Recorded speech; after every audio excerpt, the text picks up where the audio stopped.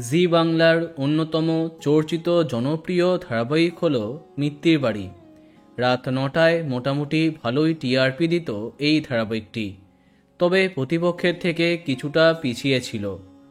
ধারাবাহিকে আদ্রিত রায় এবং পারিজাত চৌধুরী যুগলবন্দি দর্শকের পছন্দ হয়, কিন্তু রাতের দিকে যাবার পরে ধারাবাহিকের গল্পে আমূল পরিবর্তন আসে।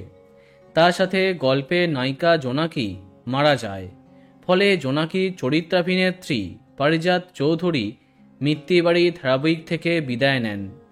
তারপরে গল্পে এন্ট্রি নেয় নতুন নায়িকা, যে চরিত্রে দেখা যায় ইপ্সিতা মুখার্জিকে। কিন্তু নায়িকাকে ছাড়া গল্প কি জমে? একদমই না।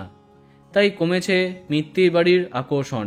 প্রায় ১ মাস হতে চলল মিত্তির বাড়িতে দেখা নেই পারিজাতের। ধারাবাহিকের সেটেও হাজির নেই তিনি। তাহলে যে সন্দেহ দর্শকের মনে ছিল, সেটাই কি সত্যি? নায়িকাকে বাদ দিয়েছে কর্তৃপক্ষ?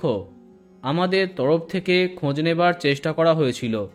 তাতে জানা যায় আগের সপ্তাহেই জোনাকির কামব্যাকের কথা হয়েছিল, অর্থাৎ পারিজাতের শুটিং জয়েন করবার কথা হয়েছিল, কিন্তু বিশেষ কারণে তাতে দেরি হয়েছে। জোনাকির চরিত্রে কোনো বদল হচ্ছে না, পারিজাতকেই দেখা যাবে। তবে ইতিমধ্যে ধারাবাহিক শেষ হবার গুঞ্জনও সামনে আসছে। তাহলে কি জোনাকির কামব্যাকই শেষ হবে মিত্তির বাড়ি? প্রশ্নটা থেকেই যাচ্ছে। তো বন্ধুরা, এখন তোমার কি মন্তব্য কমেন্টে জানাতে পারো। আর এই রকমই আরও অনেক ভিডিওর জন্য সাবস্ক্রাইব কারেন্ট পজ। ধন্যবাদ।